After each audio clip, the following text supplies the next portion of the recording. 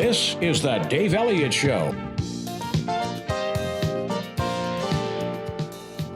Well, good morning. Welcome into the Dave Elliott Show. Glad you could join us today. I'm going to take the advice of one of our listeners and give you a little shot of me here this morning in the studio. Yes, it's kind of dark in the studio because it's, it's daylight savings time and it's only light outside. You can see through the plantation shutters in the background, a little bit of light streaming through, but I just wanted to show you that I can really be live and in person. I'm happy to have with us this morning Reg Buxton, our good friend and publisher of Life in Naples magazine, Naples City Council former member, and also a member of the Mosquito Control District. Anything new on a mosquito front this morning, Reg? They're there. They are there? Well, that's good news. Well, yeah. We're continuing to spray. The normal is we spray and stuff. If people have problems, we come out and double check still. Yeah.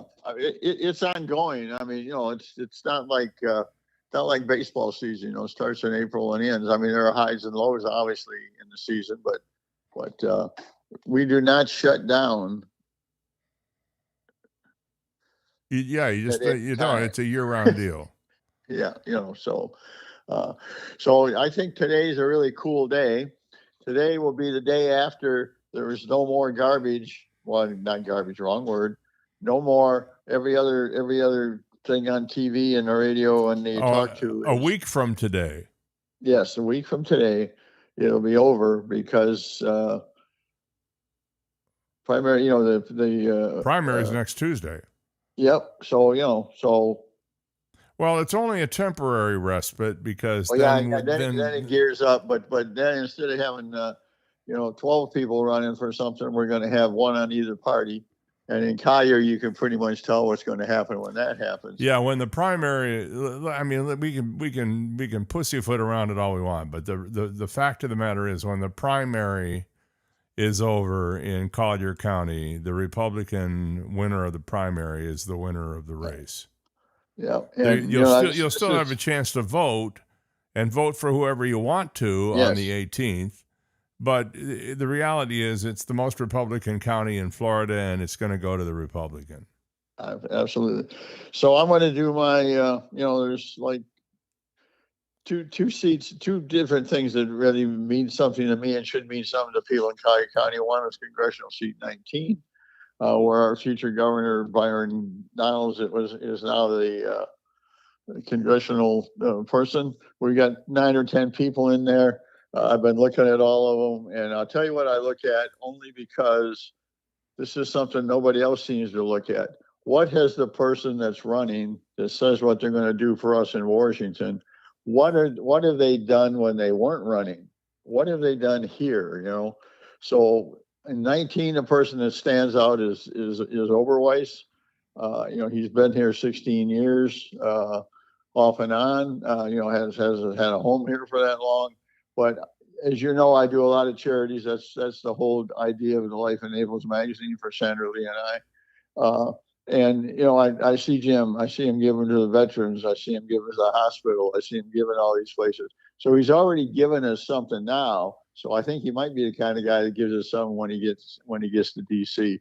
And then the other thing that people aren't thinking about is the new District 22, which is a whole new district when everybody decided we needed more seats for a different party and all that kind of stuff. Diaz-Balart used to be our guy. Diaz-Balart always brought more money to Collier County than anybody that represented us here, because of his position and everything. So now we don't have that. We have 22, which goes all the way from here all the way over to within 15 miles of the ocean on the other coast. And most of the people running in that are from over there, which means where are they going to be most of the time? They're going to get the priority over on the East Coast. Here. Step back. I looked at it. Guy I've known for a long time. A guy that, must be doing well because everybody's picking on him. Is Casey Askar, great guy, great family guy. His kids are just wonderful. Casey's a businessman, and Casey also is very in the community doing things. So if you're saying to yourself, what am I doing 19? I'd say vote for Jim Oberweis. And if you're saying to yourself, what am I going to do in 22? I'd say I'd vote for Casey Askar. Now, what else is going on, man? Is there anything else going on with politics? Well, you pretty much just politicized the first half hour of the show here, which is fine because everybody has an opinion on it, and that's yours. So I appreciate the fact that you felt comfortable enough to be able to advocate for your people, and we don't have the FCC to deal with anyway. No, so. and I live here 35 years. I look at what have you done? What can you do for here? I mean, that's why this area is what it is. Is that what do you think about this guy Schwartzel, who's a local guy who was born and raised here, and has a bunch of businesses here? What do you think about him? Very interesting. There's a couple of things that I won't say. Just personal things I've seen. I mean, obviously he is a local guy. I don't know. He was supposed to. There was an event I was supposed to go to 2 weeks ago, and he was supposed to be the speaker, and he never showed up. Oh. Never told anybody he wasn't coming. Now, I don't know. I mean, I'm not a member of that organization. All I know, I showed up.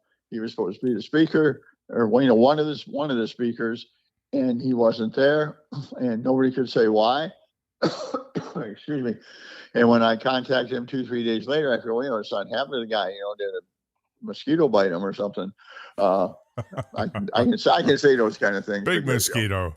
Yeah, a big mosquito. We got rid of that one. He's not around anymore. But nobody could say what the ding was. So that's the only interaction I've had. Maybe a great person. I mean, obviously, he's one of the three or four that seem to have risen to the any of these can win. So well, the thing I noticed about the ads is nobody is saying anything to distinguish themselves from anybody else. So the only way you're really going to know who the right person is by showing up at a rally or meeting them in person or having them knock on your door or something like that. Yep. They're all catering to the president. Every single one of them is, I'm the number one fan of the president, or I was the first one to support him, or I'm going to do whatever he says, whatever the thing is. They all are saying exactly the same thing. So if you don't do what you did and do the homework and do the research and meet the person, you've really got a conundrum here. Not taking any position, but just numbers. The president's okay rating within the Republican Party, that people, not that they don't like, but they're unhappy with what he's doing, is over 50%. That you see in the polls, 52% say, they don't agree and all this kind of stuff. So why would you, as a person running for another office, why would you harp on that every day? Well, I think the reason is they're trying to get the president's attention so he'll endorse them. Yeah. And he hasn't made an endorsement in this race because I think he's waiting to see what the polls say to determine who will win so that he can endorse that person. Yeah, that's the thinking right now. Yeah, I think that if you win in a Republican primary in the state of Florida, you've won. But if you win, that's when he's going to come in and say, "This is my person," or he may say nothing, but he probably won't say anything against you. But he's not going to say anything now, and I just think that it's. I mean, listen, I got 6 pictures of Trump and I at Mar-a-Lago in New York City back 25, 30 years ago. At the airport here when he came with his arm around me saying, "You're a good guy, Reg," which right away I started to be suspect of his ability to think. But that doesn't mean anything. Well, I mean, the idea is if you can get an endorsement ahead of time, it may sway some voters who are on the fence, but they say, well, if the president endorses him, that's good enough for me. Yeah.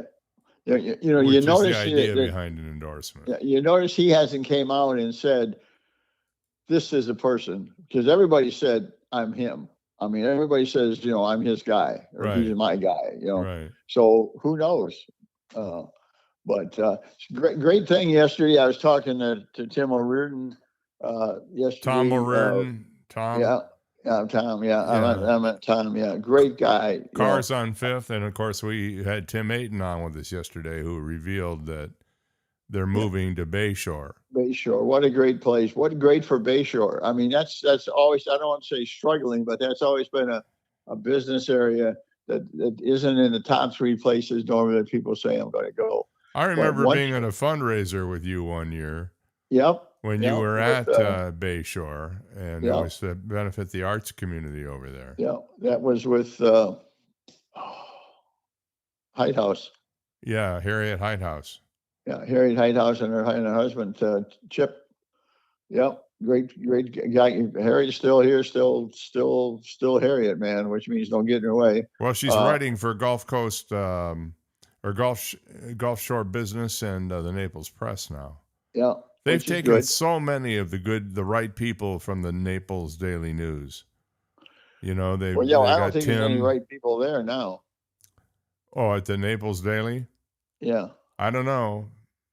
I'm not gonna opine on that, but yeah, I do think that the people they took are Laura. I think they've got Aisling Swift working there. Yep. Tim. Of course, who's probably the most knowledgeable guy about what's going on in business in the entire community. Yep, I don't disagree with that.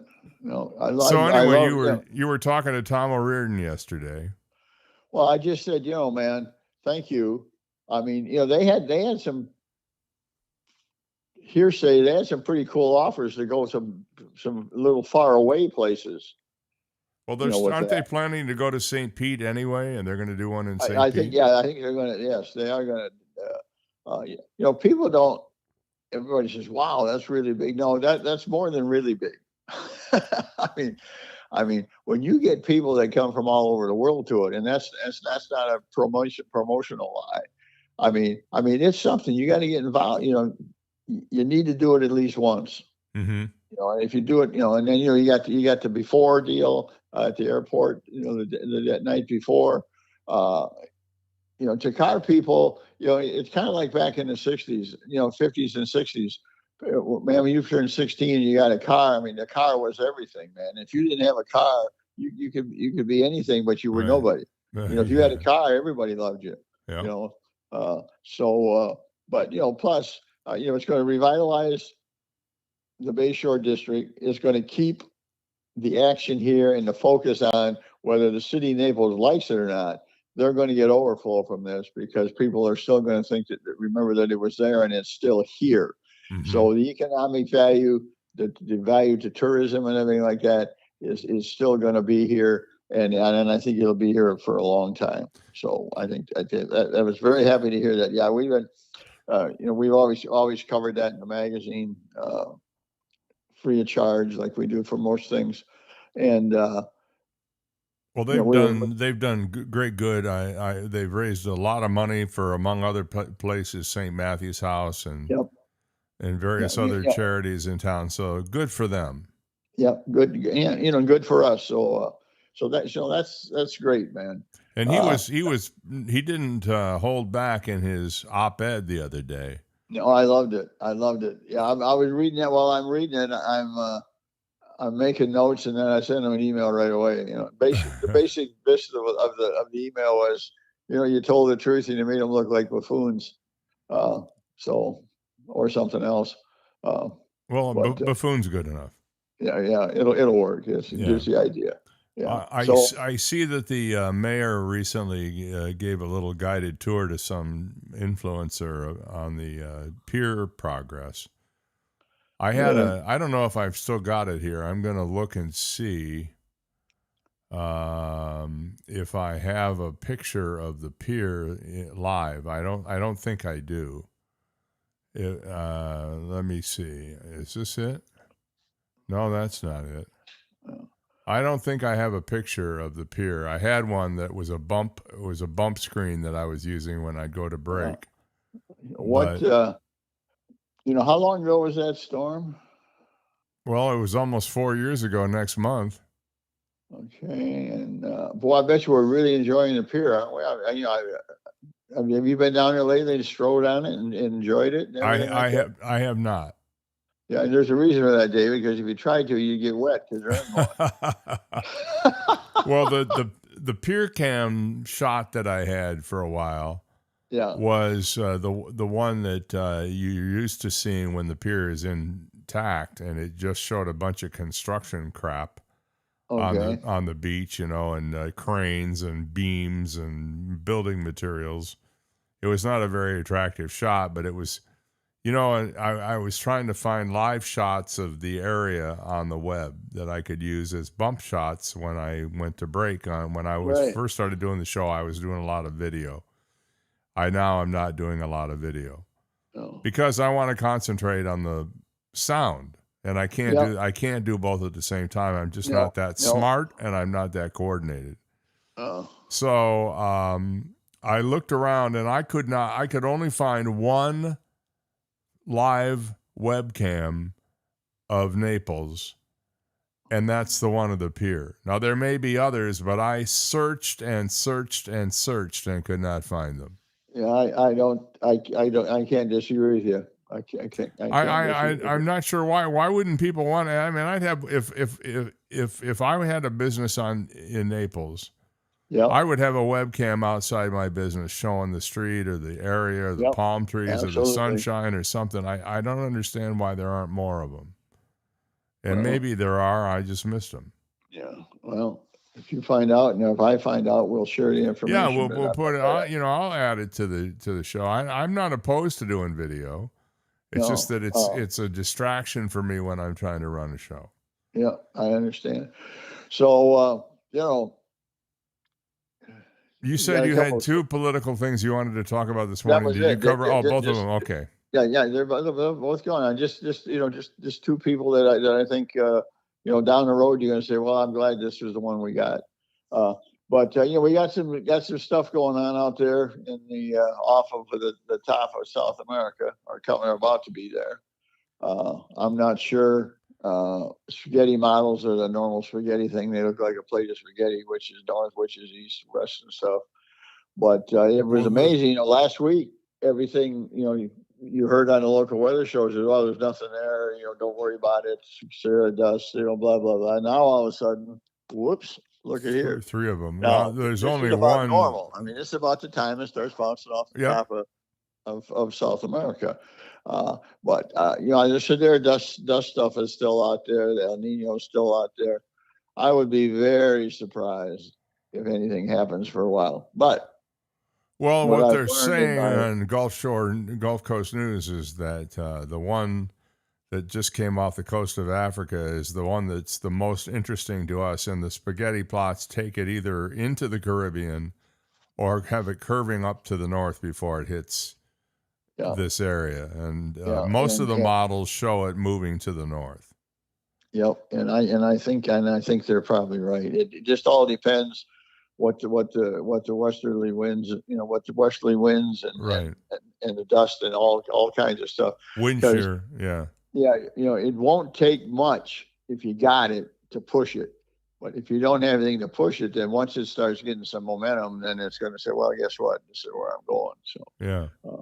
But other than that, people should get their hurricane supplies if you don't have it, all that other stuff. Plus, a lot of the hurricane supplies are things you need year round, so you might as well buy some extra for what you need for. And you can get a lot of those things tax free, I guess. Yeah, that's with the no tax and stuff like that. I was going to ask you about something, and I know that we tend to focus a lot on the city of Naples when you and I chat. Yeah. But I know you keep your hand in at what's happening around the county as well. Yes, sir. For many, many years, we have been hearing that we need a new exit entrance of I-75 to the alley for the people in the estates. Yeah.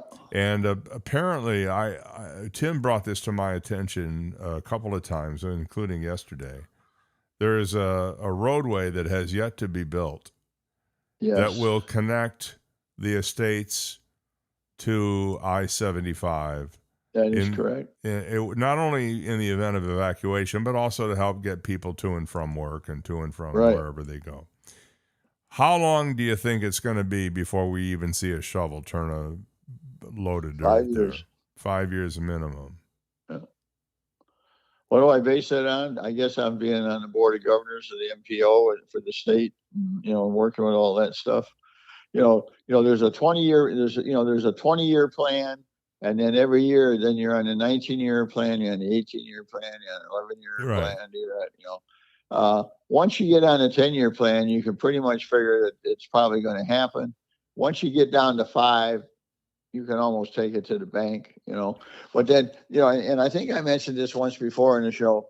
After Ian, DeSantis called us together and said, we couldn't get people to go north, and we couldn't get people to go north to evacuate, et cetera, like that. We need this. And his idea sounded great at the time, was to have 3 toll roads, East Coast, middle of the state, and West Coast, that would be built so that, bingo, those would be the 3 evacuation routes, plus they would take some of the heat off of 75 and all that kind of stuff. Okay, so there were, if I remember right, 38 of us on the board of governors. So we were charged immediately to start setting up meetings around the state with landowners. To see what people had to say. Okay. Yeah. All right. First meeting, we had 200 speakers. You said, Reg, but the rule is that everybody gets 3 minutes. Yeah, that was interesting. 600 minutes, so that's 10 hours. Yeah, and luckily, I think it got down to about 3 or something like that. But we had some farmers that showed up, and I'm not talking guys that that are tilling their backyard. I'm talking guys that got thousands of acres, and they're saying, "Y'all ain't gonna run a road through my farm." Okay. Then you had the cattlemen show up, which are a completely different breed. Think about Tom Mix and Gene Autry not singing and stuff, big belts and stuff. Landmen. No, not yeah, landmen. You're not going to be running. Those would be oil men. Yeah, you're talking about you're cowboys. Not going to be running. You're not going to be running that through my fields. So what we found after 6 weeks and 3 different meetings, that it wasn't going to happen because nobody was going to sell their land at any price. No, the political kickback was unbelievable. Yeah. But had that happened, okay, every other road project in the state would have stopped, and the resources would have went on those 3 areas because it was such a massive project. Right, but that's the deal. Just because you're on the 5-year plan, if something like that would have jumped in. If you'd have been on the 5-year plan, you'd have been on the 8-year plan, because it'd taken 2-3 years to build that. So what I'm saying is, it's always longer than you think. Mm-hmm. Look at Obankley Road. I mean, we finally got the Vanderbilt extension, and it's now got extended out, and now we're from 41 to what? The airport is not going to be 3 lanes each way, and they're well on their way to that. But that was all planned back in the 20s, in 2020, 21. The Vanderbilt, the Vanderbilt widening. I drove that yesterday. It's a mess. Yeah, they're working away. People didn't understand all that was in the middle there. That's where the other lanes that they're going to pick up. They're not going to add space on the outside. It's going to be on the inside. Right. And that's much needed. I mean, you could, that'd be a good place for a food truck at night, because you could wait for it. The order could be late and your car still wouldn't have moved. So. Well, I happened to hit it at 5:00 yesterday, heading east. It's a good place to have some time to spend with yourself. Read a good book. Yeah, whatever you want, man. Get out, walk around the car. Catch up on your emailing. Yeah. To be honest with you, it wasn't bad, but we're not in season right now. No, but in season, that could be, actually it's 6 lanes of walking, because if you're a good strider, you can go from car to car because they're not moving. No, that's very true. But So we got to be, like the 1% sales tax that we had, which was great to me, and what I went out of my way. I think I was still in console then, but in the magazine and everything else, was the extra beds for David Lawrence. Okay. Yeah. But if you look at what went on, that, there was a big thing that everybody got to put on. What did they want? The county got to put on, the city did. You're talking about Things the that they, 1 cent sales tax that generated almost $500 million right. in sales tax. And that was to go to, and the good thing is it was probably 40% paid for by our northern visitors. But the whole idea is this is what we need to do, so that we need this money, and this is where we're going to spend it, because people say, all right, it's really nice to know where money is going to go, because when you just give government money, their idea where it should go and yours usually isn't the same. Anyways, if you look at the list, the county list was, let's put some bridges in Golden Gate so people from here to there can get there. You think that they maybe weren't thinking about that before, but somehow didn't put it in the budget, or there was 3 or 4 buildings that they wanted to redo and stuff. So why didn't they do that before? Why do we have all this panic now on the situation, or the second with 3, whatever you want to call that bill? If when I was on city council, we would budget conservatively with our budget every year, and we always had more money. Why? Property values went up. Okay. So, so the county just kept figuring, well, we're not going to, we'll fix it later, because there's always going to be more money. There's always going to be more money. Well, what if there isn't always more money? What if you got to do what this bill says? You got to figure out how to do it without taking people's money and driving people away. Whoa. Well, that's why everybody's concerned. I mean, I don't have an open pocketbook anymore. I'm actually going to have to sit down and figure, is 2 and 2 still 4? People don't think about that. They should, but they won't. Well, we're going to talk with Bill McDaniel next week on this, and hey, my buddy Bill. He doesn't know it yet, but we're going to have a conversation on the air. He's a good man. I like Bill a lot. I've known him for 30 years, and he's just he's a straight shooter. If I was going to be stranded somewhere and Sandra Lee couldn't be with me, I think that McDaniel might be a good guy to have around, because it would be interesting. Yeah, I think you'd have a lot to talk about, to be sure. Yeah, and I bet you and I'm just guessing, but I think he'd probably say the same thing. We go back a long way. And finally, I see an article in the paper that says that the Outfall project, the long debated Outfall project, will finally conclude next year in the city of Naples. Would that be the one that was ready to go to bids in the fall of 19? Would that be the one? For $32 million? Yeah, well, $32 million. Yeah, I bet you it costs a little more. You think how much do you think? I'm thinking $120 million. We knew it had hit $90 million at one point. Yeah. By the time you get overrides and all that, not that it isn't needed, but it sure would have been nice if you lived in the city and there was only $36 million in your tax money instead of $120 million in your tax money. You might say, I think if that would have been a good deal back then. But somebody decided it wasn't. So there you go. All right. No matter where you go, there you are. And there you are. Right, take care of yourself, big guy. Good talking to you. You too, Reg. Reg Buxton is the publisher of Life in Naples magazine, former Naples City Councilman, member of the Mosquito Control District. And he's with us every Wednesday to just kind of talk about stuff. Hang around. We'll be right back. You've got Dave Elliott. When it comes to your health, there's no cookie cutter way to do things. Each person is individualized in their needs and their desires, and that's the case with your hearing, too. Naples Audiology and Hearing Center, with 2 locations in Naples, one in Colonial Square off Goodlette Frank Road, the other in the Vanderbilt Commons at Vanderbilt and Collier Boulevard, are here to help you. They help you with individualized treatment. You go in for a free hearing evaluation, and if you should happen to need a little help from a hearing device, they can offer you the exact device you need, the exact technology you need for your particular needs. Don't let your hearing get in the way of enjoying your life. They even have devices that can cut out the background noise if you're in a big crowd someplace.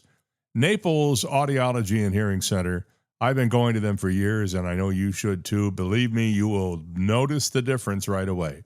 Naples Audiology and Hearing Center, online at napleshearingcenter.com. Are you ready for a culinary experience like no other? Mark your calendars for the event of the season. Sizzle Dining is happening starting September 1st through the 30th. Picture this, a world of flavors, a celebration of taste, and a chance to make a difference in our community. Savor delectable dishes, expertly crafted by top chefs, each plate telling a story of passion and creativity. But that's not all. Sizzle Dining benefits Blessings in a Backpack of Southwest Florida, a charity dedicated to ensuring no child has a hungry weekend. Dine with purpose. Every time you indulge in the exquisite offerings during Sizzle Dining, a portion of the proceeds will go directly to Blessings in a Backpack. So gather your loved ones, invite your friends, and come experience culinary excellence while making a meaningful impact. Share your moments with hashtag Dine with Purpose. Sizzle Dining, taking place the entire month of September, where taste, compassion, and community come together in perfect harmony. Reserve your table today, because with Sizzle Dining, every bite counts and every meal matters. Hello, this is Melissa Blazier, your Collier County Supervisor of Elections, with an important message about the primary election. Collier County voters can cast their ballot early for the primary election.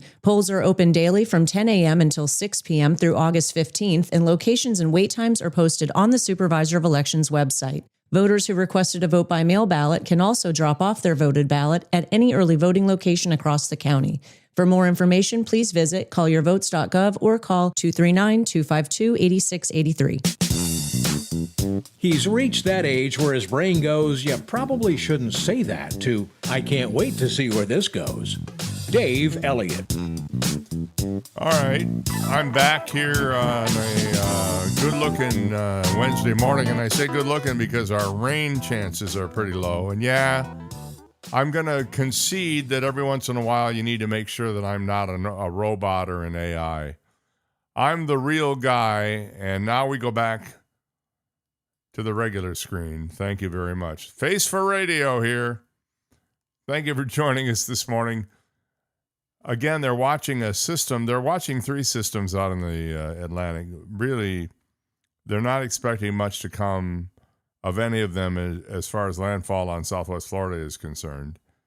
So we will just keep our fingers crossed that they go elsewhere in this El Nino season.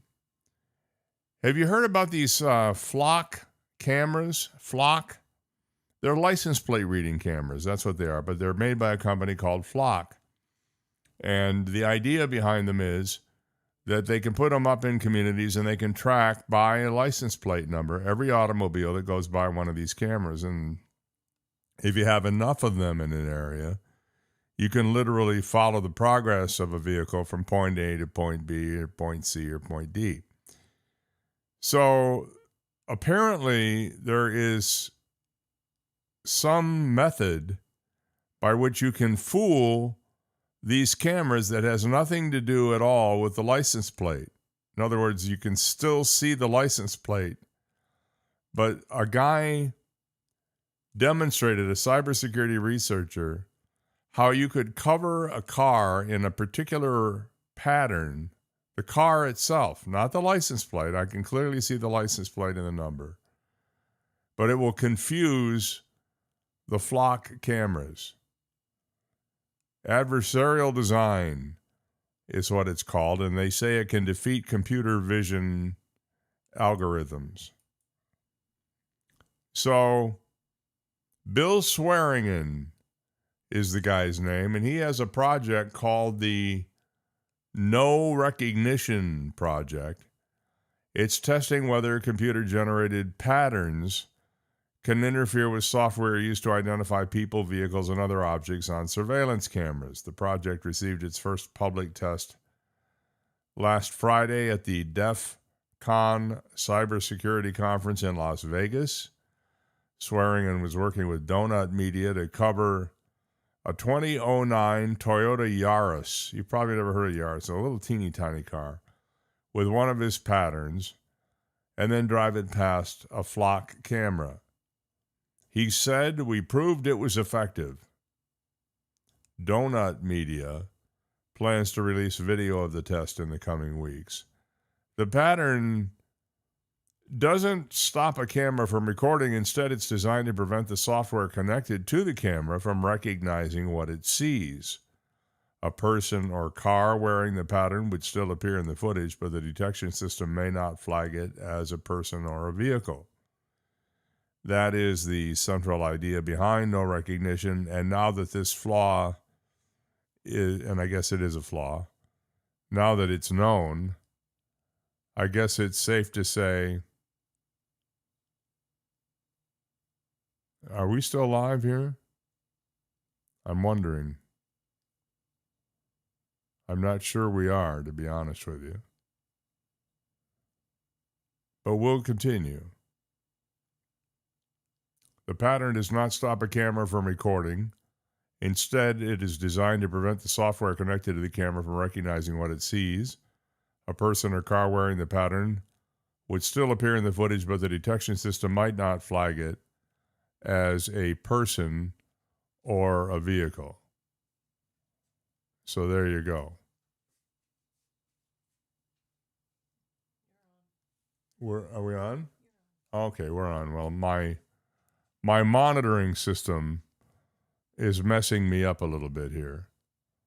So I don't know what the deal is, but it did mess me up.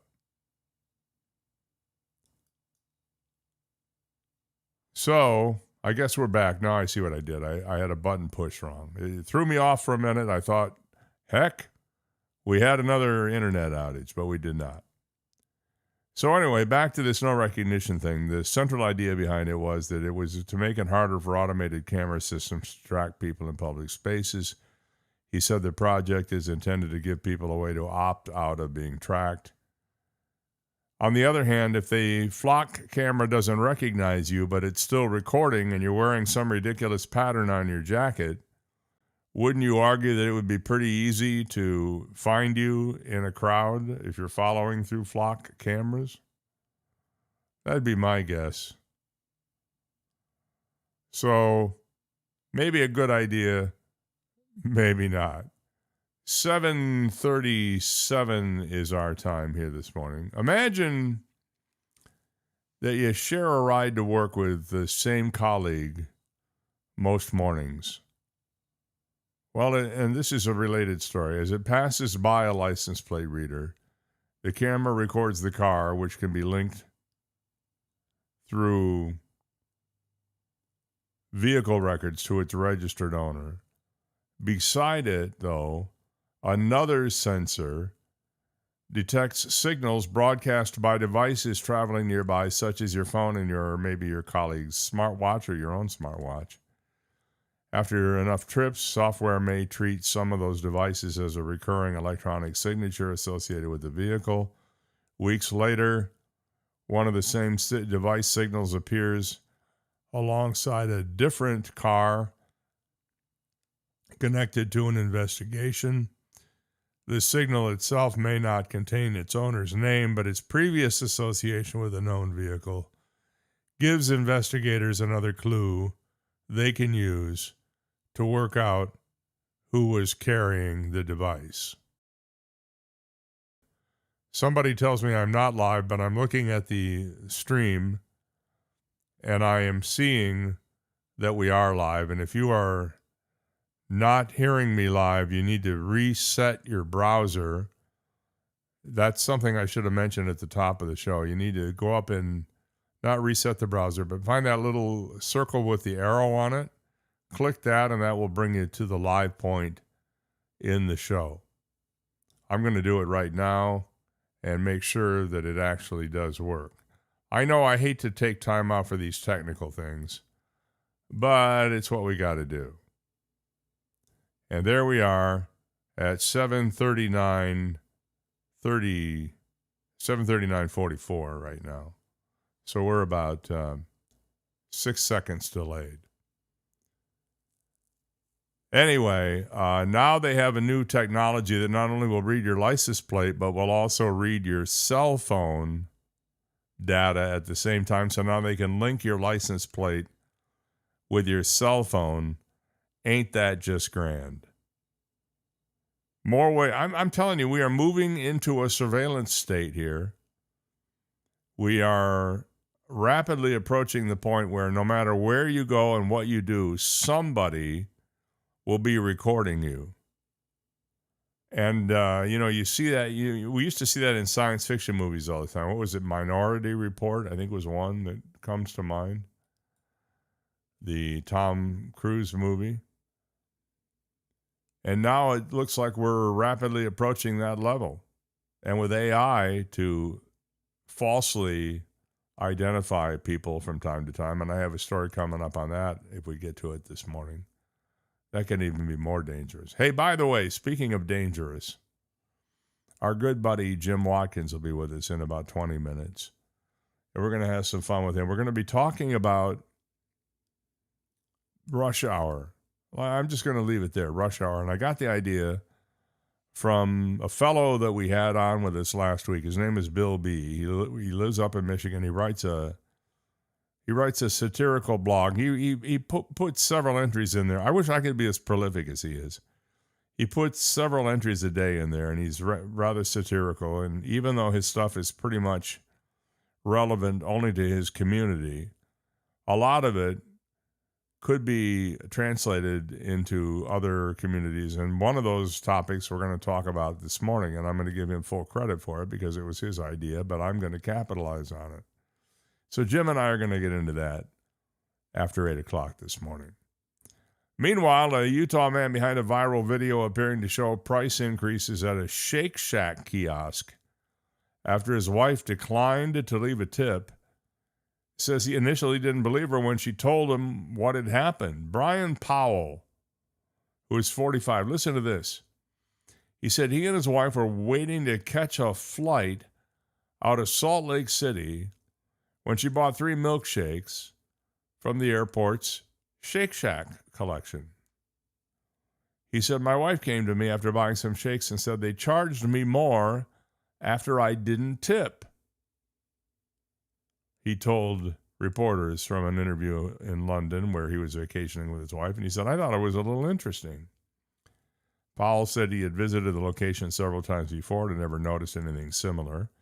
Admitting that he was a bit skeptical, Powell said he returned to the kiosk with his wife and recreated the order while recording the process on his phone. He said, we basically went up and duplicated our order, and the same thing happened. The video shows 2 of the 3 shakes, initially listed at $5.99 each. After no tip is selected, the kiosk displays a notice saying there's been a pricing update before the shakes appear at $6.49 each, an increase of 50 cents per drink.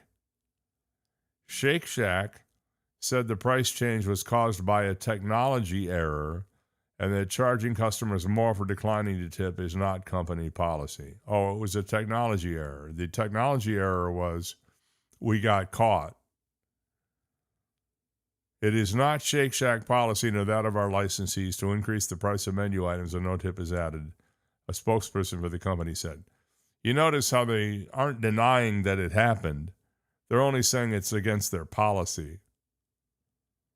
The airport location is owned and operated by HMS Host, a Shake Shack licensee. HMS Host investigated and determined it was an error within their kiosk technology that they have informed us has since been resolved, according to Shake Shack.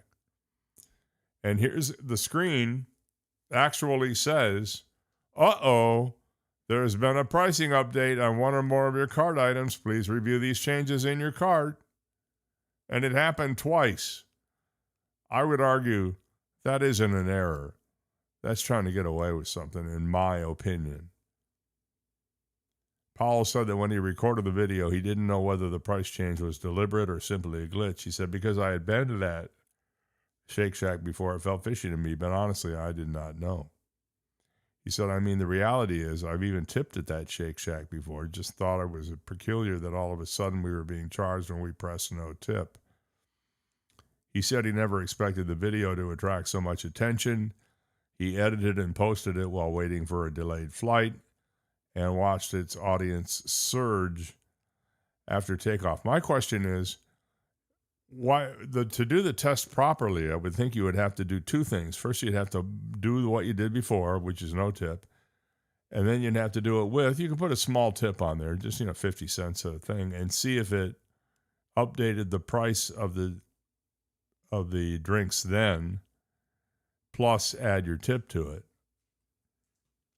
If it didn't update the price but added your tip to it, then that would be an indication that some programmer either knew what they were doing and thought they could get away with it, or didn't know what they were doing and caused some consternation for the powers that be. So that's pretty interesting. Anywho, other stuff. A federal judge yesterday ruled against President Trump's executive order that tried to create a federal voter list and directly involve the U.S. Postal Service in election operations in a way that could limit mail voting. That's M-A-I-L, not M-A-L-E. U.S. District Court Judge Indira Talwani had already halted the order Trump signed in March, his second one attempting to set national election rules. On June 25th, she sided with Democratic state attorneys general in granting summary judgment, preventing the core parts of his order from taking effect.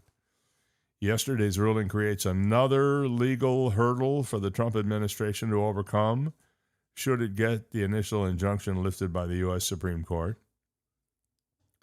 That it is now less than 90 days before the November 3rd, 2026 midterm elections underscores the critical need for an injunction to prevent defendants from changing election rules on the eve of the election, she wrote. The Trump administration in late July requested that the Supreme Court halt lower court decisions that have blocked the sweeping changes in nearly half the country. In the latest lawsuit, Talwani, who was nominated by Barack Obama, not that that should matter, but apparently it does, sided with the League of Women Voters and other voting rights groups. Why do I say it shouldn't matter, but it does? Because the law is the law. You either interpret it or you don't interpret it. I don't see why it matters what president appointed you. Her ruling granting a preliminary injunction barred the Postal Service from taking any steps to implement the order for this year's midterms. She said the administration has so far declined to defend the constitutionality of the executive order. She said they have no authority to regulate elections. In response to the ruling, the White House noted that Trump has called for Congress to pass a stalled bill to restructure American elections. But I'll tell you right now, if you ban mail-in voting, you're going to hurt a whole lot of people, including some people who are in your party. I'm going to give you a chance to see what I mean. I have to find it here. But I was looking at some voting numbers here in Collier County, which, as we know, is the most Republican county in the state of Florida. And it's important because they're claiming that mail-in voting causes fraud. But so far in early voting in Collier County, there have been 22,612 mail-in ballots for the primary election. 22,612 mail-in ballots. Early voting, people in person going to vote, 6,551. 22,612 mail-in ballots, 6,551 early voting. 4 provisional ballots have been cast.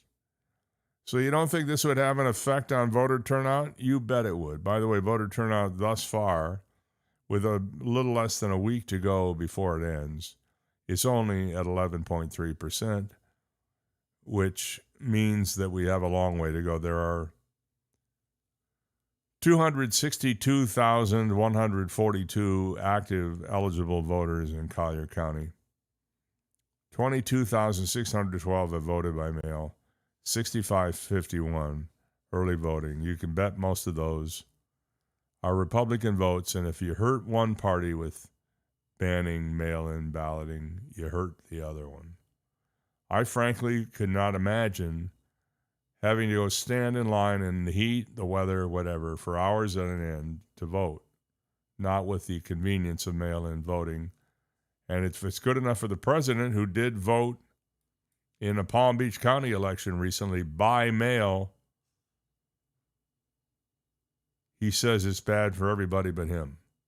I'm sorry. I'm going to call him out on this one. I think he's dead wrong. It is a convenience and nothing more. And it's completely tracked, and you can go to the callyourvotes.com website, and you can actually see that your ballot was received. Now, what about Mallory Shirley? Well, she knew something was wrong the second she saw her then 6-year-old son walk through the front door. It was November of 2025, last year, and he had just returned from riding his scooter to a playground about a quarter of a mile from their home in Atlanta. She remembers how he looked, shoulders slouched, eyes cast downward. She asked him what happened. He explained that a woman stopped him on his way home and demanded to know his age, why he was alone, and where he lived. He was scared. He ignored the woman and continued on his way. Ms. Shirley and her husband, Christopher Pleasance, believed in instilling a sense of independence in their two kids, and they had recently started to give their son opportunities to do things unaccompanied, like asking him to find items in the grocery store. Typically, after he explained to concerned adults that he had permission from his parents, people felt reassured. But this woman's concern felt more accusatory than empathetic. She said, I think she followed me in her car, Ms. Shirley remembers her son telling her. She didn't think much of it until 2 days later when a case manager from the Fulton County Division of Family and Children's Services showed up at her house. Ms. Shirley was not at home, but Mr. Pleasance was.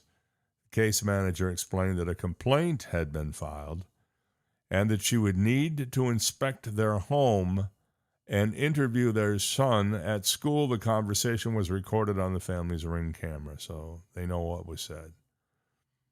When we were growing up, our parents would be like, oh, go ahead, it's fine, the case manager said. But now he would have to be like 13.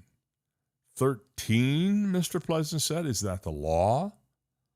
The case manager said, they're going to consider that inadequate supervision for him to go completely by himself because anything could happen, right? The case manager went on to say, he's extremely vulnerable at that age. In recent years, in places like Baldwin City, Kansas, and Silver Spring, Maryland, parents have been investigated or even arrested for letting their kids walk to the store, play in the park, or ride their bicycles unsupervised. Proponents of childhood independence say it's also beneficial for kids to have autonomy. Others see this approach as potentially dangerous, and vague child neglect laws force law enforcement to make judgment calls difficult regarding whether a child is in legitimate danger. This according to a reporting in the New York Times. But as stories of well-meaning parents have gained attention, says the Times, the way lawmakers think about child independence is starting to change. All told, 13 states have either created new, less restrictive child neglect laws or amended existing ones. A bipartisan federal bill, the Promoting Childhood Independence and Resilience Act, was introduced in the House of Representatives in May. Somebody taking issue with my statement here regarding the president saying absentee ballots. He did not say no absentee ballots. He did say make some exceptions if you were traveling or in the military. True enough. But for the most part, if it's just for your convenience, he wants mail-in balloting to be discontinued. For the military, and if you're traveling, and if you're ill and you can't get out, yes, but you have to have a good excuse. Sorry, not buying it. Not buying it at all. So now we got to worry about kids walking to the store and being stopped by strangers and being reported to the authorities because they went to, buy a lollipop or go hang out at the park. It's nobody's business but yours. I know it's possible that kid could be in trouble, but it's possible that anybody could be in trouble walking to the store. Even a 16-year-old. Look at the 16-year-old girl from Golden Gate Estates who on her own left the house and went up to New Jersey and nobody knew where she was for 11 days. She wasn't in any danger, but she was 16. Last month, the FCC approved an experimental and controversial new satellite being developed by Venture Reflect Orbital to reflect sunlight down onto the Earth to eliminate patches of it at night for paying customers. What? The purported goal is to allow solar farms to continue generating electricity even after nightfall and provide illumination during emergencies. Those may sound like noble ideas on the surface, but the concept has kind of some big downsides according to Futurism.com. One of them is that such bright satellites could easily wreck deep space observations. Astronomers were kind of freaked out at the news, with the FCC receiving about 2,000 public comments criticizing the proposal. And it's not just professional astronomers that could be affected, as experts told The Verge. Amateur astronomers gazing up at the prototype mirror satellite dubbed Arendelle 1, continuing Silicon Valley's obsession with borrowing names from Lord of the Rings, could easily be blinded. You could be blinded. Even looking through a 12-inch telescope, a common type used by enthusiasts, you could have permanent eye damage if you happen to focus on one of these satellites that's reflecting sunlight down to the Earth. This is just a dopey idea. Just a dopey idea. I don't know that we need to have satellites reflecting sunlight down on the Earth at night. Sorry, don't we have street lights to do that? I think so. All right, we'll take a little time out. When we come back, Jim Watkins will join us, so stay right there. You've got Dave Elliott. A minute out for Alice Sweetwaters. You know how much I love Alice's? Well, let me tell you how much I love Alice's. For the last 22 years, I have been telling everybody I can about how great Alice Sweetwaters is.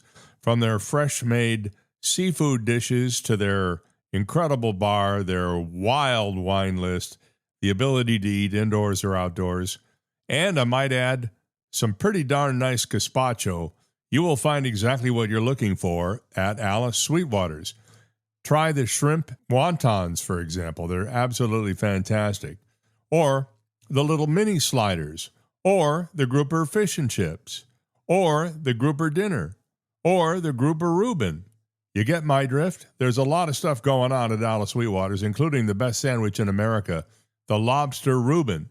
Check it all out at the corner of Airport Road and Glades Boulevard.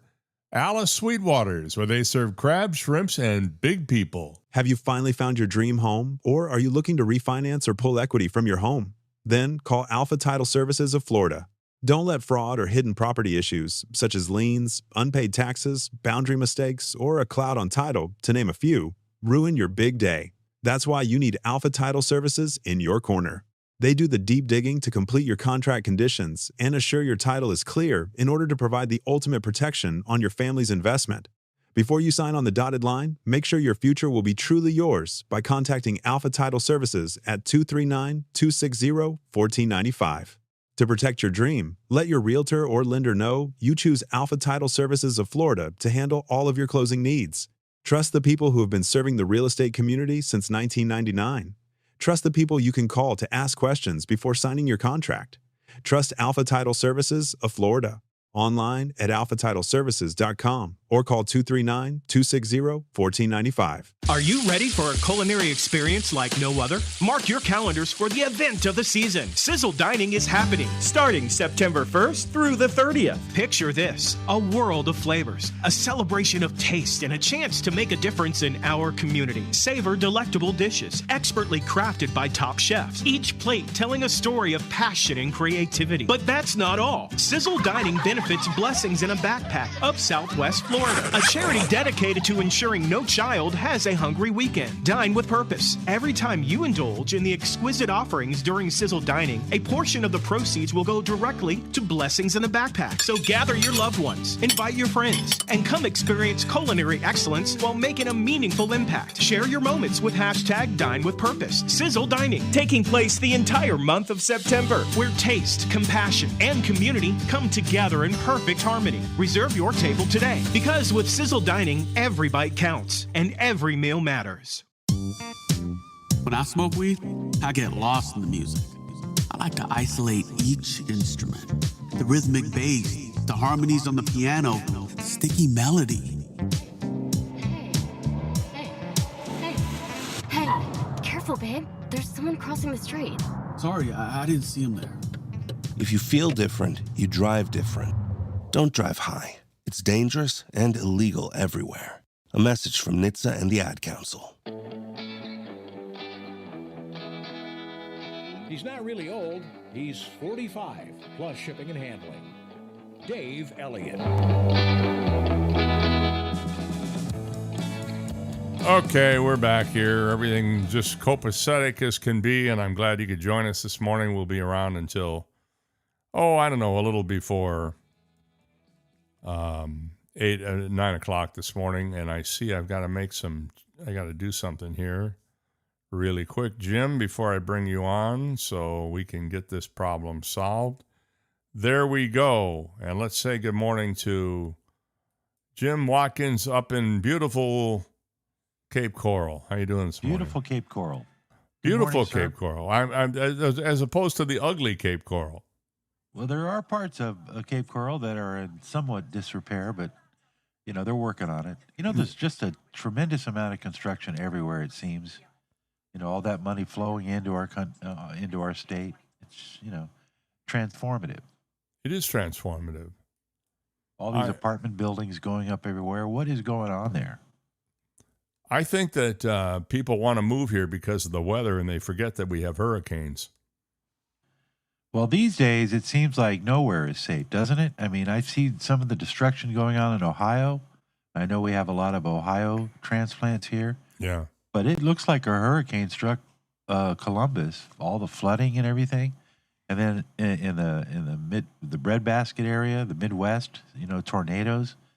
It does seem like, a hurricane, But doesn't it feel to you like we're having an unusual amount of overly severe weather? Yeah, we are. Flooding and stuff. I mean, I've lived here 30 years, and we didn't have storm surge to speak of until Irma. Well, everything is relative to the amount of damage it does to human beings. So, we complain because it disrupts our life, but we don't know enough about the biofeedback and the loopback and the cause and effects of, But what we do know is that when we build in these areas, for example, in California, when they build these large housing complexes in the middle of the forest, and then they don't do what they need to do to keep the forest, even the Native Americans back in the day, they were smart enough to remove the rubbish, anything that was flammable. When the forest starts to get thick, you got to kind of clear it out. Yeah, rake it. The president said rake it. You have to rake the forest.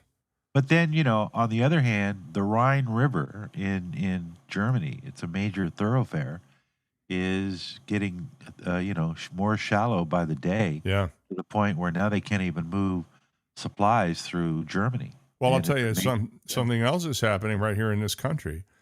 Lake Mead and Lake Powell in Arizona are at such low water levels that it is believed that there will not be enough water pressure to fully power the hydroelectric generators at the Hoover Dam.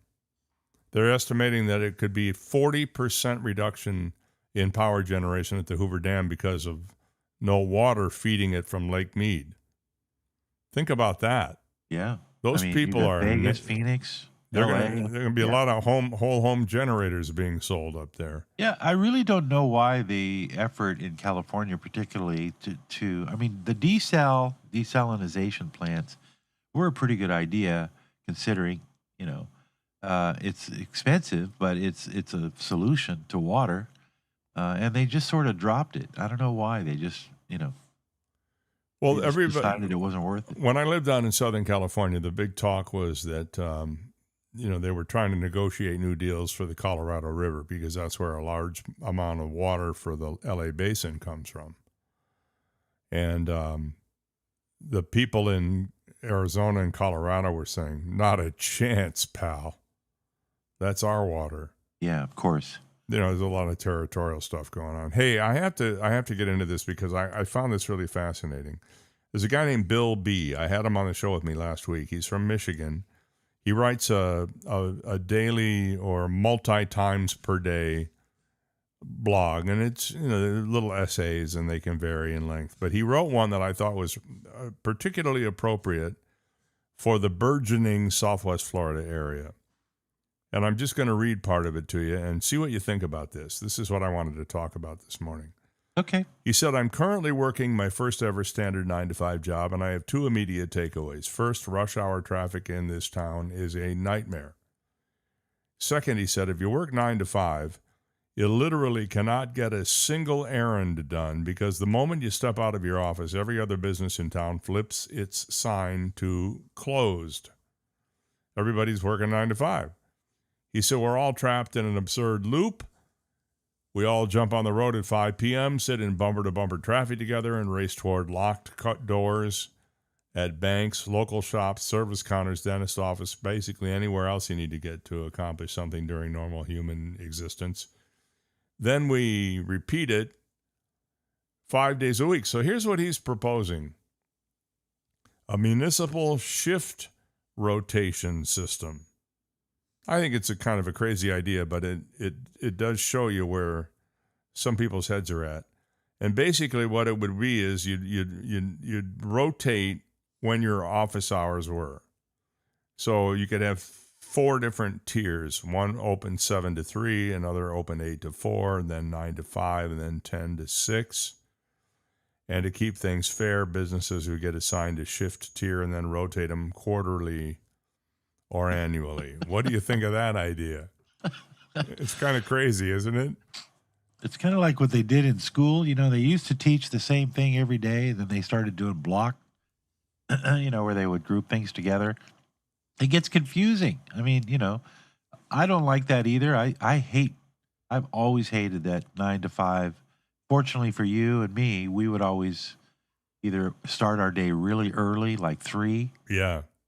Especially you for doing the morning show, and myself, I tended to work evening shifts or afternoon shifts, so I got to avoid a lot of the traffic issues that people face. But it's a soul stealer. It's a like people that sit for 2-3 hours every day. It's just your life just kind of slips away. I don't know if this person is still doing it, but I knew of a firefighter who lived in Naples and worked in Miami. How'd you like to do that gig? It's not bad. It's a pretty drive. Yeah, except you're on the alley, and there's the cost of tolls and everything else. And now you see that they've eliminated cash from Alligator Alley. So you no longer pay a toll by is that cash. right? You have to either get tolled by license plate or have an Easy Pass or a Sun Pass. Well, I made that move a long time ago. Well, you live in Cape Coral, so you have to go across the bridge. Yeah, and I don't even do that very often. Sometimes I'll just take 41, depending on where I'm going. But just to close that out, it's a kind of a catch-22, Dave, because we like Florida. When we moved here in 2003. It was still relatively a developing town, Cape Coral particularly. I think it had about 100,000 people. It wasn't until like after the crash of '08 and things started to get back to normal, that's when the second wave moved in. And man, where did all these people come from? No kidding. It was like an invasion, wasn't it? Yeah. And there is no lull now. There used to be a lull in the summer where the snowbirds would leave and then you just had the residents. But it's year round now. The traffic on veterans is crazy. It's like, but we create our own problem, just like with, when climate disaster happens. They're building out off of, and I know you're not that familiar with the area, but in Punta Gorda, Port Charlotte, that area is the fastest. I think it's one of the fastest growing areas. But they're building in areas that I know that I've seen flooded out during hurricanes, particularly near Loop Road and that whole swampy area. We're creating our own problem. We're building all these 5-10-story apartment complexes, which means a lot of cars. And what's going to happen when the next Charlie rolls through and all those areas are flooded out? Are we going to blame climate change, or are we going to blame ourselves for thinking we could, scrape up some real estate and sell it? The old joke, you want to buy some swampland in Florida, Yeah, the Brooklyn Bridge or something else. Yeah, I got some swampland in Florida, I can tell you. Well, the thing is literally. that I think the thing that I'm most impressed by is that the planet is changing. And I'm not going to get into the controversy over whether it's because of man-made stuff or natural stuff. It doesn't matter. It's changing. We're going to see sea level rise because it's getting warmer. Why that warmth is caused that's for somebody smarter than me to figure out. But we need to prepare for it nonetheless. And preparing for it doesn't mean building property or, commercial or residential buildings in areas that are going to flood. That doesn't solve any problem. And all it does is it costs more for homeowners insurance for everybody in the state. So it's irresponsible to do what you have seen happening. In my view, anyway. Again, not, casting any blame on whether it's man-made climate change or just a part of the natural cycle. It's happening regardless of what the issue is. I have a question for you because I think you might have the answer more than anybody. But is there not a general fund that either homeowners or maybe a tax fund, is there not a hurricane sort of an emergency fund that the Floridians pay into so that when an entire neighborhood like Bonita or Estero or Naples or wherever, that because what I've seen, the answer is no. Well, that's foolish because we're stupid. My property taxes and my insurance are never going to go down because the insurance companies will go bankrupt when the next hurricane blows through because of what we see every year. Every year, some part of Florida gets hit with something. Yeah, but think of it this way. Not necessarily true. Last year, we had no hurricanes hit Florida, as far as I know. Did we not? At least on our coast. Well, after the two previous, we got our butts handed to us on a silver platter when we were still recovering. But no, good point. It's not every year, but I did the math. It's about every 4 years. The average hurricane in this area, Southwest Florida, is about every 4 years. So let's say that's true. That means that for 3 years, they're not paying out big claims to people who are hit by hurricanes. So there should be money being put away for the storm that's going to come. And after all, the insurance company's job is risk, right? They're betting that nothing will ever happen, and that they get to keep all the premiums. That's the bet. Sometimes they're going to lose the bet, right? Because the hurricanes will hit, and other times they won't. So what happens to why is it that when a hurricane hits Florida, 1 out of every 4 years, according to your research, and I think your research is pretty accurate on average, then why is it that the rates all of a sudden escalate from that 1 year of hurricanes compared to the 3 years when there wasn't any action, where in theory the money was going toward the hurricane that's eventually going to come? Well, that's a good point. And we had that happen to us this year, and not the first time, where we had our existing insurance company go away, and then we were forced to get our house inspected, and the rates went up, and it keeps going up. So it's like, what's the point of owning a home if it keeps getting more expensive to stay in that home?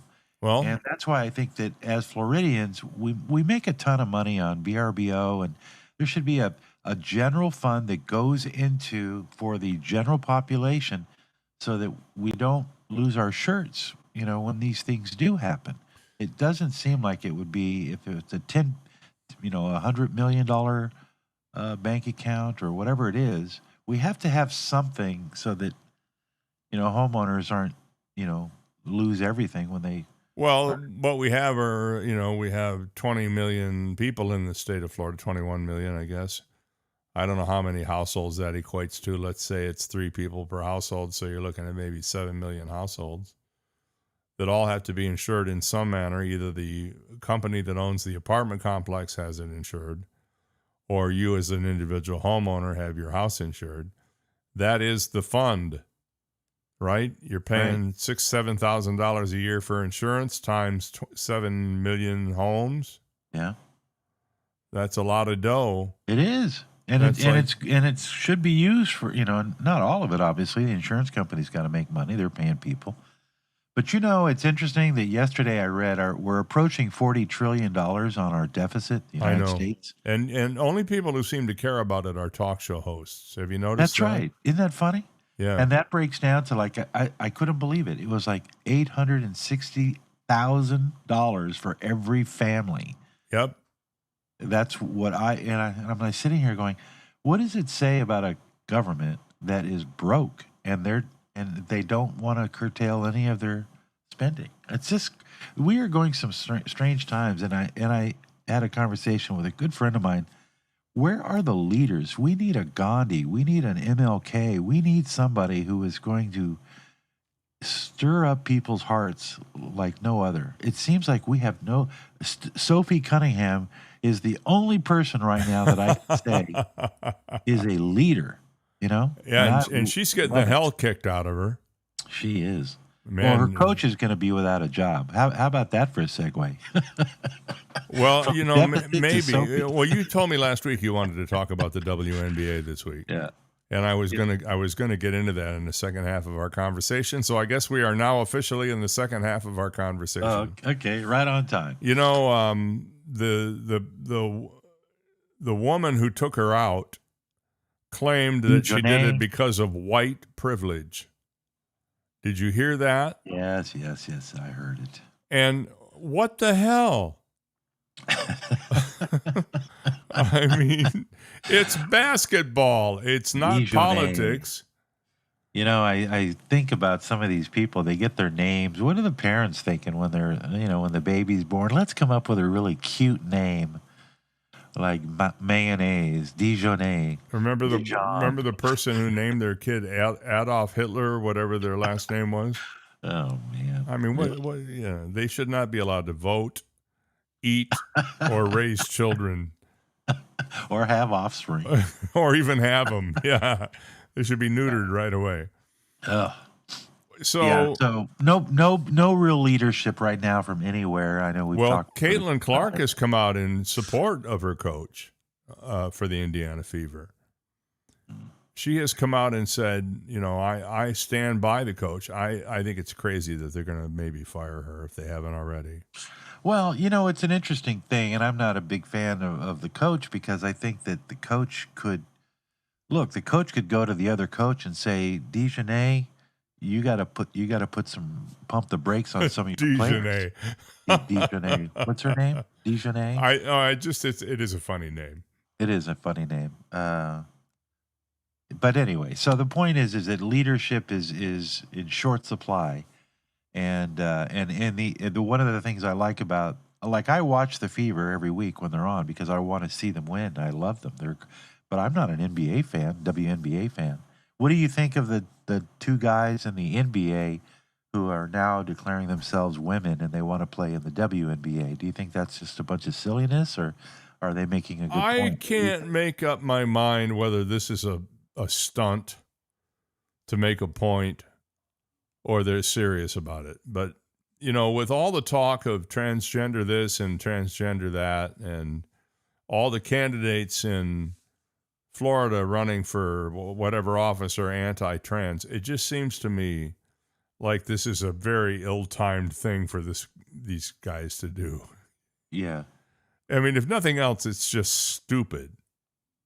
Well, maybe Sophie and Caitlin should go play in the NBA because it seems to me they could probably show those guys a thing or two. They're, you know, they're small, but they're fast. Well, you know, I don't know if this is appropriate, but what the heck? I thought it was funny. It's not radio. We can be inappropriate. Well, the other day I was thinking about all this, and I decided, and I don't know if I saved it or not, but I've decided that I identify as a Muslim because, you know, when you think about how good they have it, I mean, think about it. Nobody can disagree with them in the house. They get to hang out with a bunch of their buddies every year from Mecca. You know, they are in charge. They can do anything they want to anybody else if they're not Muslim. I mean, they got it made. And all these people that are, you know. All right, let me know when you face the east for prayer time because I'll be away. And I get to pray 5 times a day. I mean, what's wrong with that? Sounds like a really good deal. But I'm trying to make a point here. And then I took artificial intelligence and I got to look at myself wearing a Muslim garb. You know, I look I got to say it's pretty sharp. But see, what confuses me is that I want to say this the right way. People on the left-leaning side of the aisle, they're embracing Islam, or it's a protected class to a certain degree, but for all the wrong reasons. Because if Western society were to adopt Islamic customs, it would not work out well for women. And I don't understand why liberal women don't see that. That's my question, is why don't they see, because they don't like far-right Christians because of their traditional values in many cases. So why would you give a pass to the Islamic faith when they're much more conservative than Christian? I think the reason is simple. I think most people are ignorant about the Muslim faith. Yeah. I think it's really any non-Muslim, that is. I think they're ignorant and they figure, well, I don't need to know because it doesn't affect me. I'm not a Muslim. I'm not hanging out with any Muslims. I'm not a subscriber to Islam. So for that reason, they aren't making a big stink about it. And so what if you see somebody wearing a burqa? I mean, you know, that's my attitude is I just don't care. First of all, it makes sense to wear a burqa in the hot summer here in Florida because you'll keep the sun off the top of your head. You know what I'm saying? Yeah. And of course, they, so. you know, Sure. See, you're starting to like the idea too. I'm thinking maybe it's not a bad religion. You know, maybe I can embrace it. I'll get more of what I want. People will leave me alone. Oh, I'm sure that'll be the case. And all I got to do is pray 5 times. I'm doing that anyway. You know. Yeah, but do you know which way is east? I do know. I learned that early. Oh, so when you know which way to face in your house? I do. I know where east is. It's where the sun is not setting. But the funny part is in England,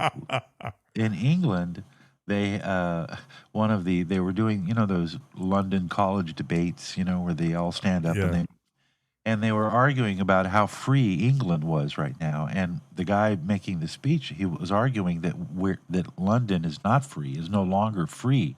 It's no longer a free country. And as evidence of that, he pulls out this big manila envelope and he says, inside of this is a picture of Muhammad in a cartoon. And he's getting ready to whip it out. And all of these people are shrieking and they're like clutching their pearls and they're covering their eyes. And it actually turned out to be a picture of the previous Prime Minister, Rees-Mogg. The funny part of that is that he proved the point that there is no true freedom in this country because you can't show a picture of Muhammad in a cartoon because you might offend somebody. And I thought that was an excellent way for him Well, to make its point. That's a capital offense. It is, and so is that that's not a Western thing, because in America you're allowed to do that. I just want to do a little what if. Can you imagine if Pee Wee Herman were a Muslim? I mean, just think about that for a minute. Yeah, I guess so. He might have been. We don't know. He was a pretty private guy, except when he was up in Sarasota in a movie theater. Yeah, that's where it happened, huh? Yeah, in Sarasota. Yeah. Their big claim to fame. Pee Wee Herman whipped it out in Sarasota. Hey, do you have any thoughts about this? Everybody's talking about it. So, what about the Democratic Socialists? What do you think about that whole? I have a bad feeling about these people. And the bad feeling is, it feels like somebody won, and then some people went, "Oh, that's kind of cool. Let's vote for our Democratic Socialist guy," like this guy in Michigan, who's now saying stuff like, "I will always live by Sharia law till my dying day." I mean, how many votes is that going to get him? In Michigan, probably a lot more than. Well, in Dearborn, maybe. Yeah. Which is the largest Muslim community in the country. Yeah. But if the Democrats want to win anything, it ain't going to be with the DSA. That's my take on it. I think when the general election rolls around, people tend to moderate their views, both as candidates and as voters. They want somebody who isn't too far this way or that way. In reality, that's what they say anyway. And I think these DSA guys are going to have trouble. I think that could be the thing that maybe stops what everybody thinks is a blue wave. Well, I feel that when you have the rise of when the idea of socialism starts to become popular, it's usually a repercussion of the fact that for a large section of society, capitalism isn't working for them. And if you were to go to any major city and you go downtown and you see the number of homeless people, you ask them if they would like socialism, they'll tell you, yeah. Well, why wouldn't they? Because, they're in a position where they're living on crumbs and they're waiting for their check to arrive and whatever else they're doing. So socialism, to me, is a reflection that capitalism is out of kilter. And what I mean by that is that the middle class is shrinking. And they're shrinking, although there is more wealth in our country. There are more millionaires than ever before. But that money all seems to be going in fewer and fewer directions. Well, you do have a really interesting socialist type redistribution of wealth happening in these accounts that are being set up for newborn babies of $1,000. Sure. Yeah. That's just a socialist idea. Let's give them free money. Kind of hybrid socialist, because the capitalist element of it is the interest and the compounded interest. True enough. Yeah. But it is still the government giving you money. Yeah. Maybe they should just not take it from you in the first place. That would be a good idea. Well, we had Neil Bortz on with us Monday, and we didn't get a chance to talk about this, but in a week or two, I'm going to have him back, and we're going to delve into the fair tax again. I always like that. I'm a big proponent of the fair tax. Me too. Neil wrote a book on it with former Congressman John Linder, and we're gonna get into it in detail. It's sort of gone by the wayside, but every once in a while it pops up somewhere in Congress. It just doesn't have a lot of support because the idea of a fair tax is, and it's so named to be. I mean, the name fair tax is a biased name right there. But the element is that your taxes are paid based on your consumption. Correct. It's not a consumption tax per se, because it would involve you getting a prebate.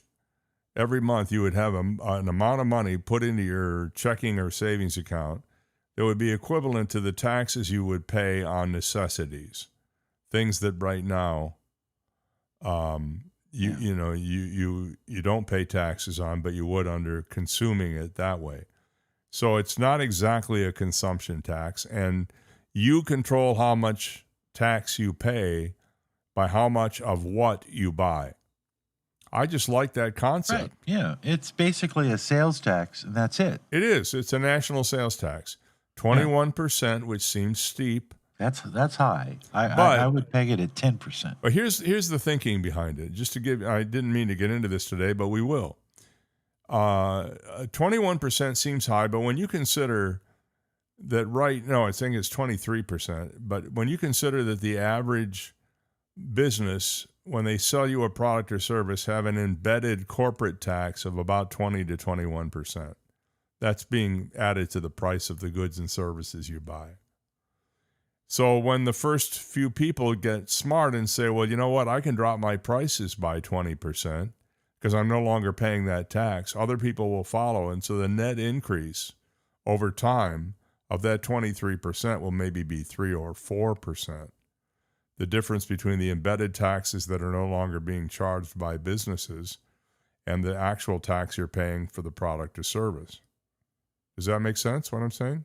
Yeah. And it's an improvement over the existing system, that's for sure. The IRS goes away. The 16th Amendment goes away, which was the amendment that created the federal income tax in the first place. Yep. And you get your whole check at the end of the week. Nothing taken out except health insurance and 401k. Sounds like a dream to me. What's not to like? I know, right? I mean, something so simple. Why can't those knuckleheads figure that out? This is the worst Congress I've ever seen in my life. Hey, they can't even figure out damn daylight savings time. I mean, my goodness, what do we pay them for anyway? I've never seen a term limits. You know, can we please have term limits? Yeah. I am just so dissatisfied. It reminds me when you see the pictures of the old Roman emperors and the Caesars, and you notice like Caesar, the main guy, Julius Caesar. Bob. Yeah, he looks in the statues and the pictures you see. He looks like a great man, a great military leader, right? Just this, he's got that charisma. But then you look at his descendants, and in each generation, they start to look more and more dumb. Well, you make a good point there.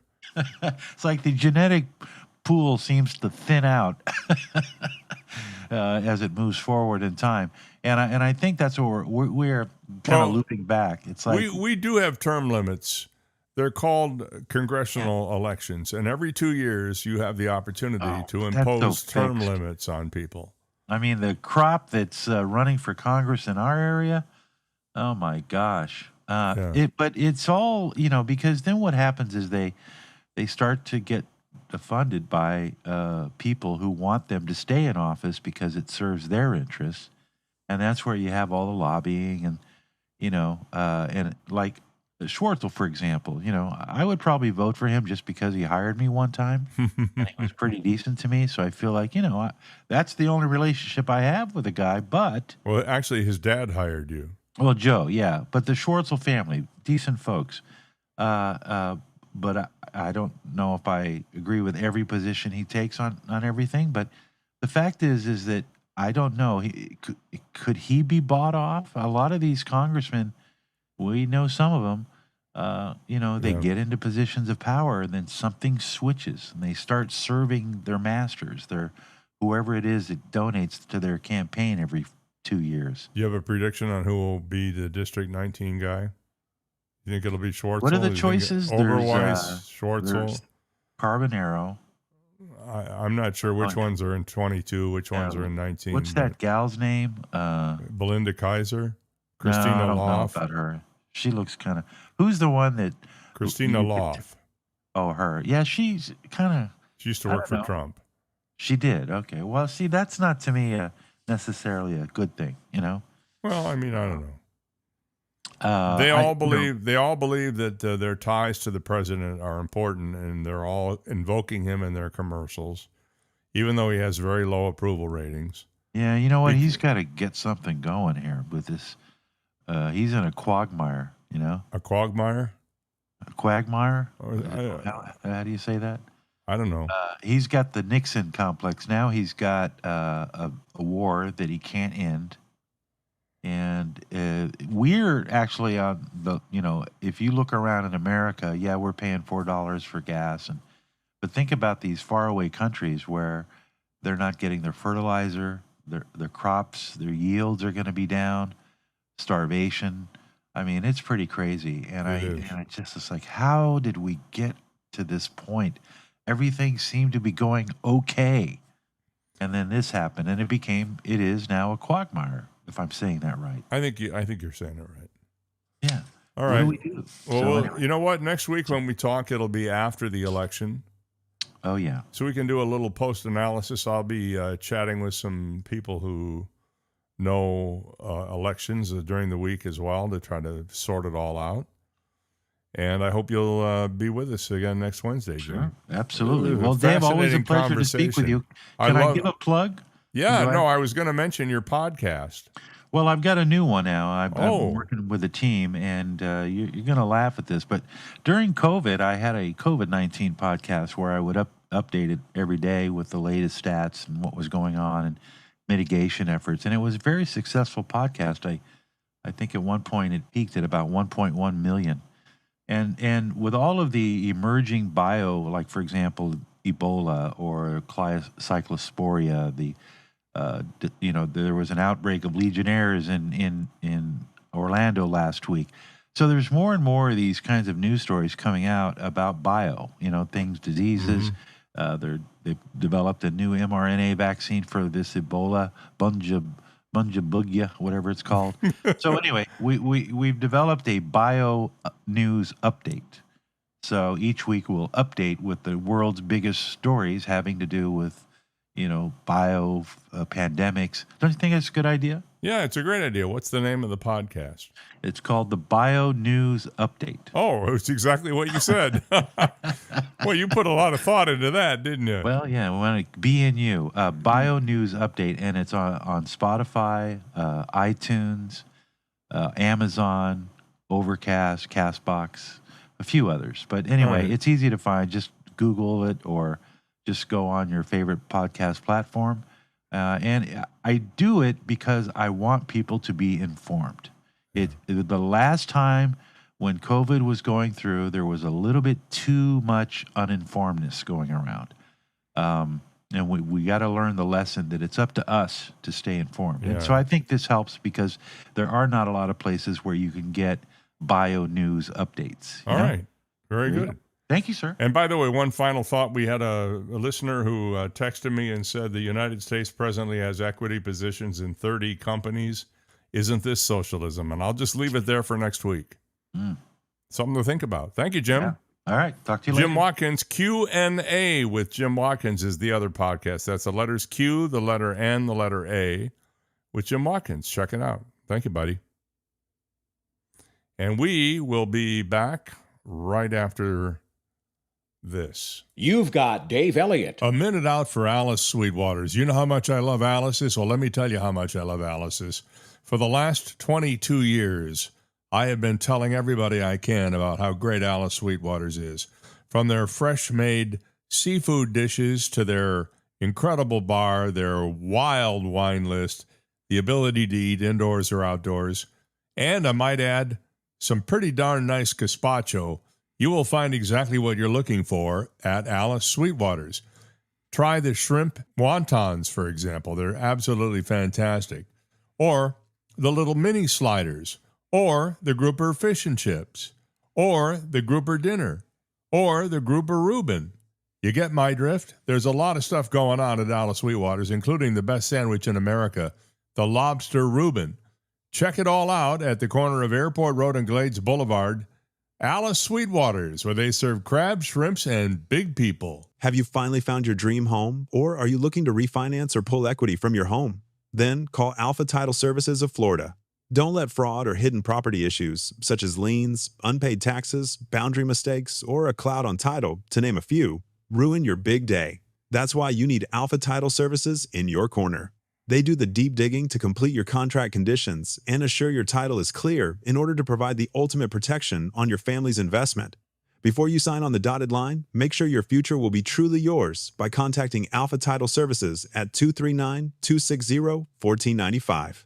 To protect your dream, let your realtor or lender know you choose Alpha Title Services of Florida to handle all of your closing needs. Trust the people who have been serving the real estate community since 1999. Trust the people you can call to ask questions before signing your contract. Trust Alpha Title Services of Florida. online at alphatitleservices.com or call 239-260-1495. And here's Heather with the weather. Well, it's beautiful out there, sunny and 75, almost a little chilly in the shade. Now, let's get a read on the inside of your car. It is hot. You've only been parked a short time and it's already 99 degrees in there.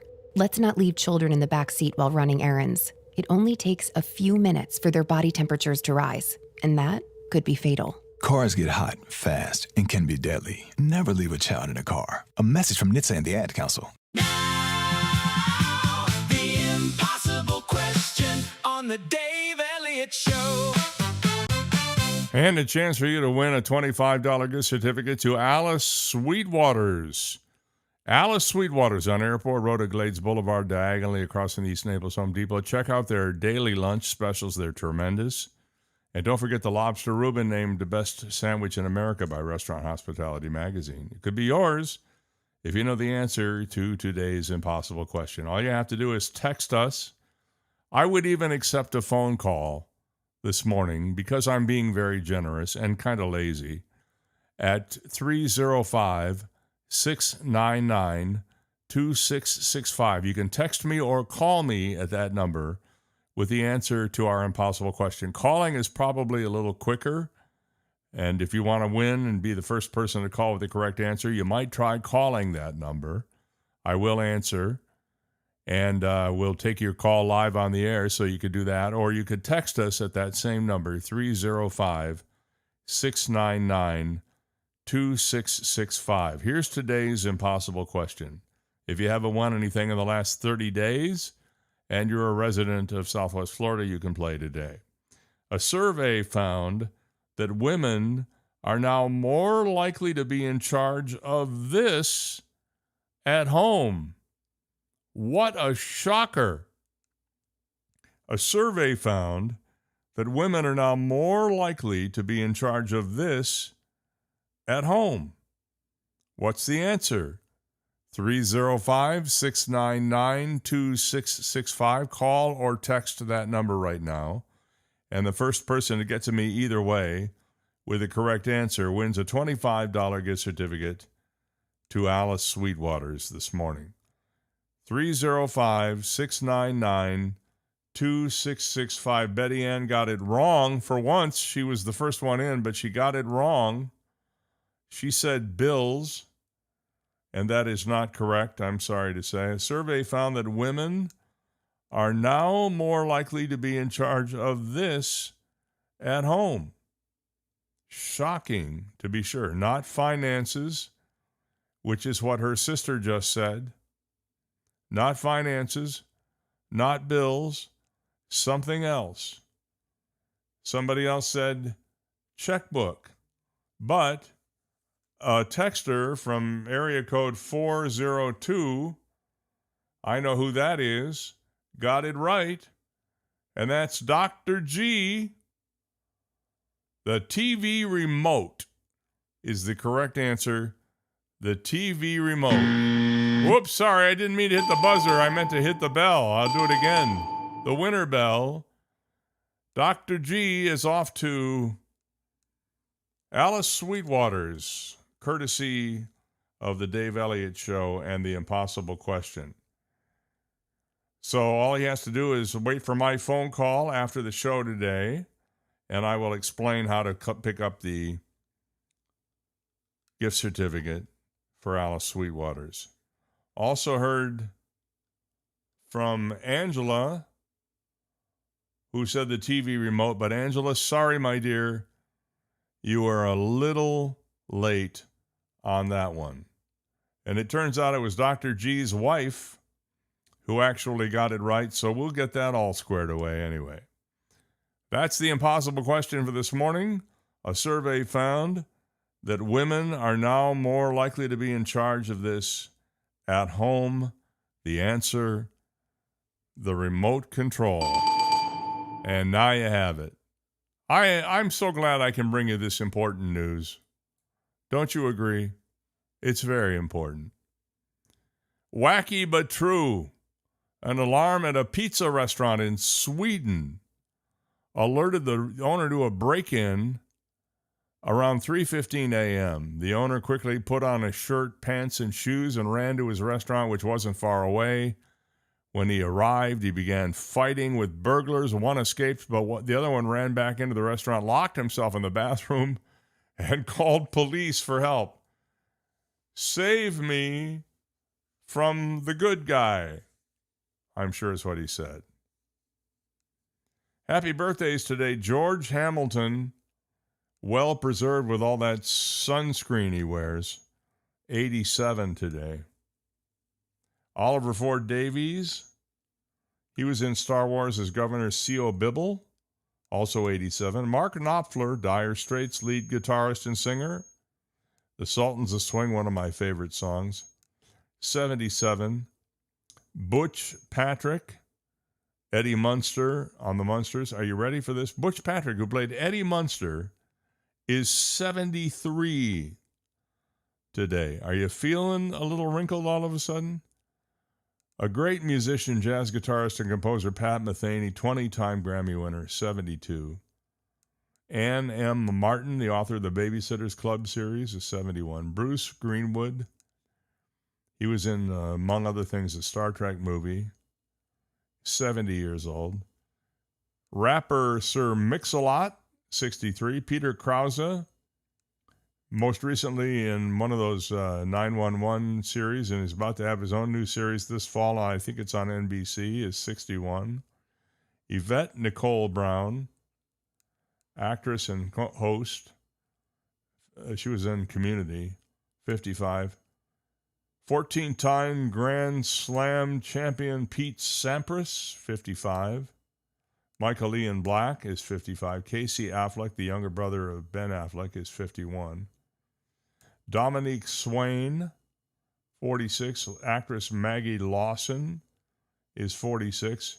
And Cara Delevingne is 34 today. On this date in history, for those of you who remember this, and I have a vague recollection of this, in 1851, Isaac Singer was granted a patent on his new sewing machine called the Isaac.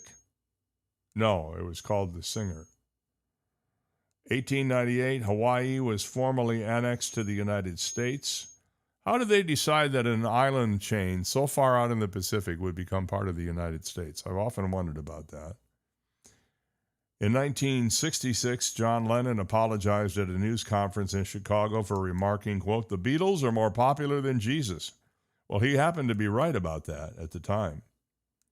I'm not sure why he apologized. I guess because people didn't like him comparing himself.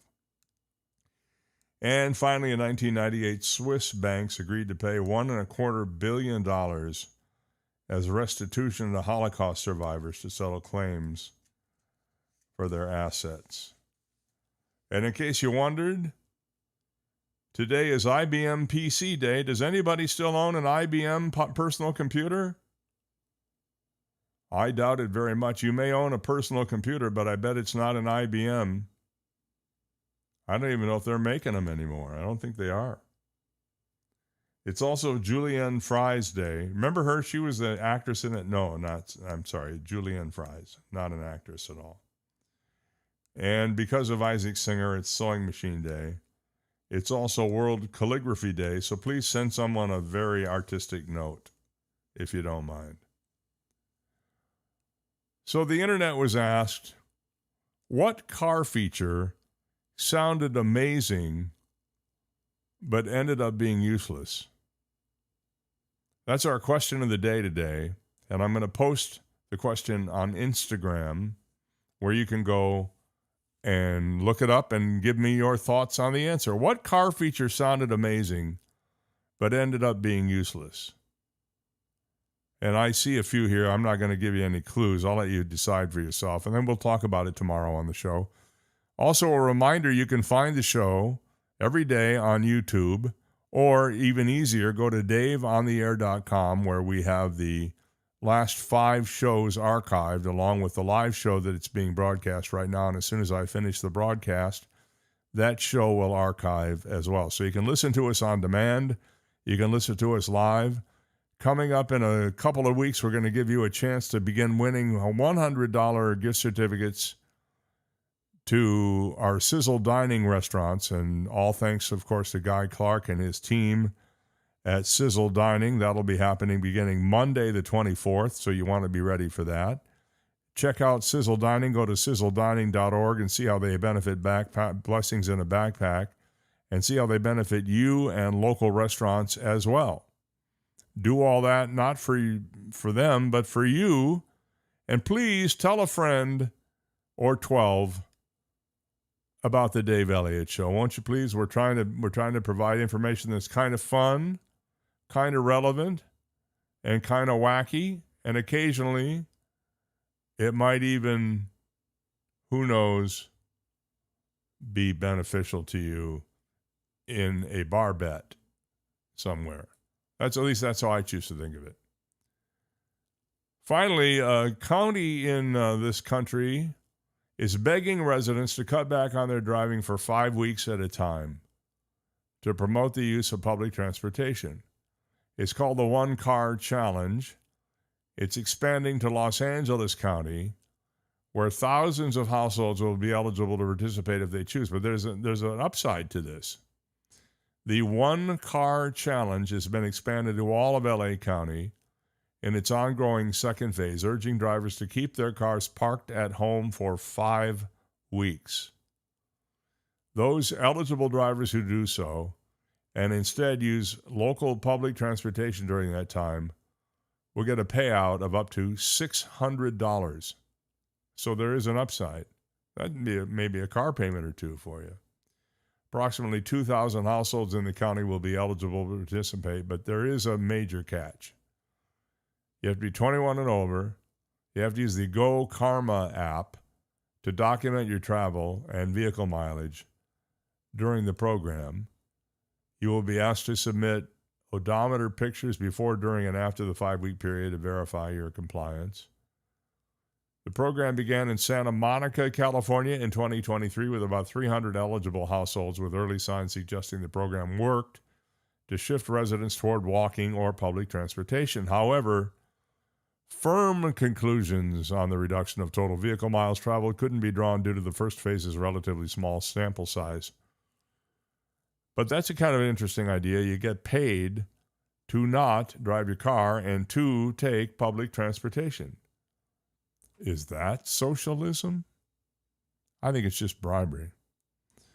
Not sure at all, but that's what it is anyway. Hey, have a good day today. And whatever you're doing, make sure you hang with us for the next edition of the show. Tomorrow we'll have our friend Kathy Dugan with us. We're going to get into some fun stuff with her. We're also going to be joined by one of my favorite people, Dave Wasson, former co-host of mine, is going to talk all about high school football and what to expect in the upcoming season and what teams to watch for. And we'll be joined by funny man Bob Zaney with the Zaney Report. So whatever you're up to tomorrow from 7 to 9 or 7 to whenever, or later in the day on demand, join us for the Dave Elliott Show.